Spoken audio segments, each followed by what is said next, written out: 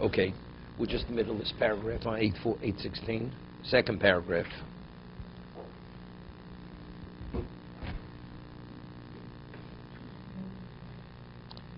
He says something phenomenal. We just began this paragraph. This is the best advice one could have in life. Sim tmuras rov dvorecho orech machshavtecho. He says, instead of talking a great deal, contemplate at length. Yeah, Steve, it's a good one.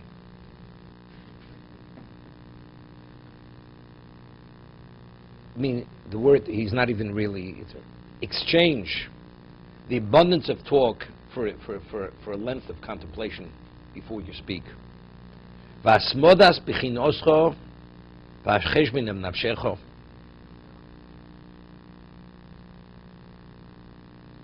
He says, meditate constantly and engage in introspection.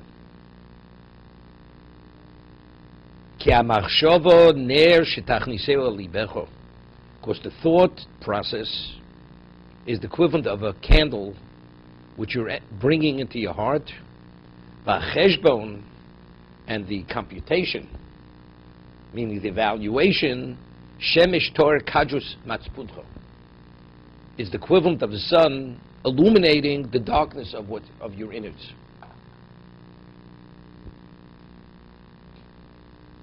This thinking, first you have to think. When you think, then you start introspecting, making the evaluation. You know, as they say, I see, said the blind man. It's one of those things. To the deaf dog, okay? I hear. Exactly. Like there's an expression, you know, in vernacular. He doesn't get it.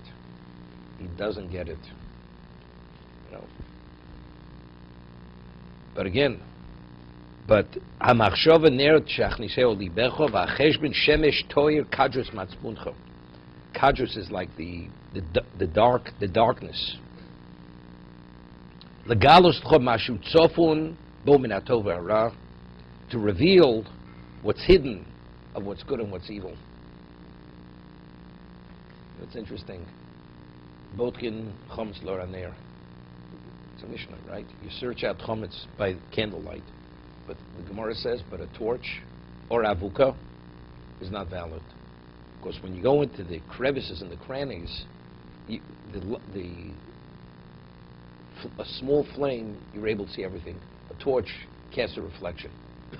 And because there's a reflection, there's a large fire, so it creates a shadow. There's a shadow. And something can be concealed in that shadow. The two reasons. The same thing. So it's ner. It's by bringing a ner into your heart, a small flame, and then afterwards, as a result of the introspection, it's like the sun illuminating the darkness of your innards. V'aloshin sharha matzpun. He says the tongue is the gate for your innards. V'maloshin tiyeh mufkeres. And if the tongue is uncontrolled,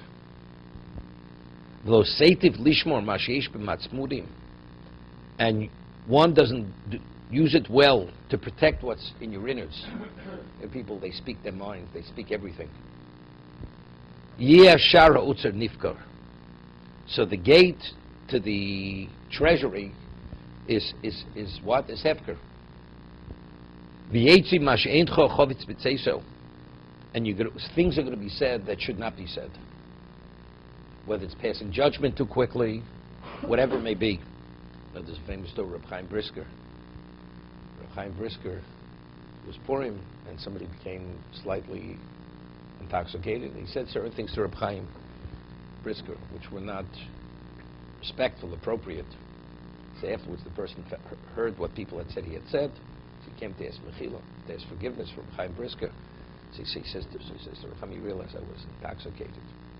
So I really didn't mean what I said. So Chaim said in Yiddish, "Was is by the shika von Zung is by the nichte von Mung." By this drunkard on his tongue, that's by the sober person on his lung. What you said is what you always felt and what you always meant. But you rose under control. Now that you didn't have the control, so now we hear what you really feel about me. Instead, it's not because you were drunk, because you were intoxicated. You said that's why you said it. But factually, that's exactly what you've always felt about me. You always wanted to say it, but you couldn't say it. So, yeah. V'yiram ashein haroso tov beinecho, and you will see which is not good in your eyes. Uchshetishmar ashar, but if you protect this gate, ato shomer otzer mashieshbo, protect the treasury and what's contained within it. Even it's really the evil one, or the skeptic, when you remain silent, he's considered a wise man. You know, the less you talk, the smarter you are. You may something to say, but something foolish. You don't have what to say, keep quiet. Better off. Some people think they have to speak because they'll otherwise the person may think he's a fool. No. If you have nothing to say, better remain quiet, silent.